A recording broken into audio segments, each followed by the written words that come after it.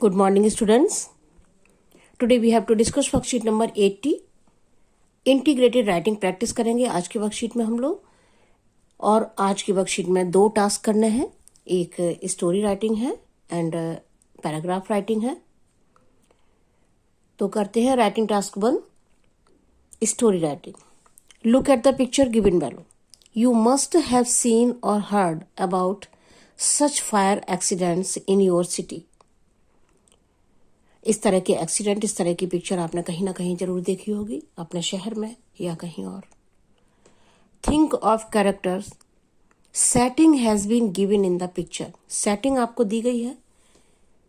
आप ही देखिए, ऊंची ऊंची बिल्डिंग्स हैं, शहर का दृश्य है और यहाँ पर आग लगी हुई है, पुलिस की गाड़ियां और ये फायर ब्रिगेड और एम्बुलेंस, ये सब कुछ है। और बहुत ऊंची ऊंची आग भी दिखाई दे रही है, स्मोक भी है। तो इस पर एक स्टोरी लिखनी है। आपकी बुक में एक चैप्टर है, a house is not a home. उसमें कुछ इसी तरह का फायर एक्सीडेंट दिखाया गया है। So now remember that chapter and connect that story to this picture. मैंने यहाँ पर एक स्टोरी बनाई है और उसमें प्रशांत नाम ही दिया है। आपके चैप्टर में जो स्टोरी है, जो चैप्टर है, उसमें भी प्रशांत कैरेक्टर है। तो आप उस चैप्टर को इससे कोरिलेट कर सकते हैं और एक कहानी बना सकते हैं। जो सेटिंग आपको दी गई है वो आपको यही रखनी है। कैरेक्टर आप अपने भी बना सकते हैं। मैंने आपको याद दिलाया कि आपकी बुक में एक चैप्टर है और प्रशांत उसमें भी नाम है, मैंने भी यहाँ पर दिया है। आप इस तरह से किसी भी इंसिडेंट को और भी कोई स्टोरी को आप को रिलेट कर सकते हैं। जो सीन आपको दिया जाता है, जो पिक्चर आपको दी गई है या जो सिचुएशन आपके सामने दी गई है, अपनी कोई कहानी आपको याद हो, आपके चैप्टर में कोई उससे रिलेटेड चैप्टर हो, आप उससे को रिलेट करके स्टोरी बना सकते हैं। तो देखते हैं यहाँ पर, Prashant lived with his mother in a flat on the 5th floor. Last month they went to the market to buy some household items. They met lot of rush and jam on the way back to their home. People were talking about some fire accident. Prashant asked them what had happened. They told him that Sahara Society was on fire. Prashant and her mother were shocked to hear this. His house was in the same society. They rushed towards the spot. The whole premises was surrounded by the fire brigade, police and media persons. Ambulance were also there. People were running here and there. Prashant asked one of the policemen about the destruction caused by the fire. He told that nothing could be said. Many people might be in the affected buildings. तो ये एक starting है कहानी की। मैंने आपको hint दिए हैं, ये पूरी कहानी नहीं है। आप इसको और आगे बढ़ाएंगे कहानी को और पूरा करेंगे। आप अपनी भी कहानी कोई बना सकते हैं और इसको भी कंप्लीट कर सकते हैं, इसको डेवलप कर सकते हैं। कैरेक्टर इसमें और ऐड कर सकते हैं।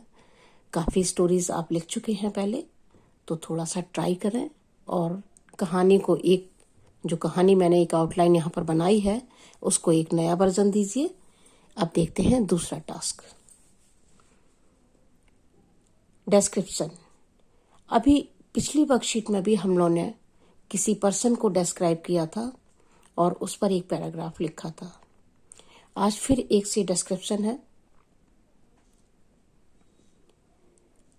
You went to the market and met a distant relative aunt there but could not remember her name. You wished her and left. When you reach back home, You tried to describe her to your mother to find out her name. Describe both her physical feature, mannerism and style of talking. आपको person को describe करना है. अभी पिछली worksheet में हम लोगों ने ये बात डिस्कस की थी कि किसी भी पर्सन को हम किस तरह से डिस्क्राइब कर सकते हैं. उस वर्कशीट में हम लोगों ने केवल फिजिकल ट्रेट्स डिस्क्राइब किए थे, क्योंकि कोई फ्रेंड खो गया था और उसकी आइडेंटिफिकेशन के लिए उसके फिजिकल ट्रेट्स केवल डिस्क्राइब करने थे. लेकिन उसी तरह से हम उसके मैनर को, उसके स्टाइल को और भी चीज़ों को डिस्क्राइब कर सकते हैं. तो इस पैराग्राफ की भी स्टार्टिंग हम इस तरह से कर सकते हैं. Today I saw a lady in the market. She was standing outside a medical store. I was on the opposite side of the road, so could not meet or talk her.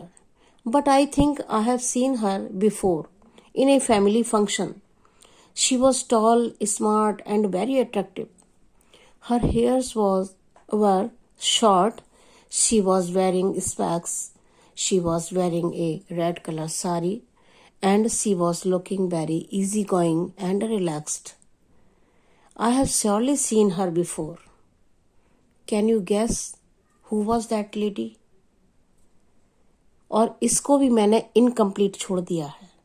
आपको just एक hint दिया है कि इस तरह से आप describe कर सकते हैं, क्योंकि पिछली वर्कशीट में भी हम लोग ये सब कर चुके हैं. तो आज आप इसको कंप्लीट करेंगे पैराग्राफ को, और किसी और तरह से आप डिस्क्राइब करना चाहें तो वो भी बिल्कुल नए तरीके से आप डिस्क्राइब कर सकते हैं. आपको जो भी दिया है क्वेश्चन, उसको पढ़ के समझ के आप उसको डिस्क्राइब कीजिए और अपनी वर्कशीट को कंप्लीट कीजिए. Thank you so much.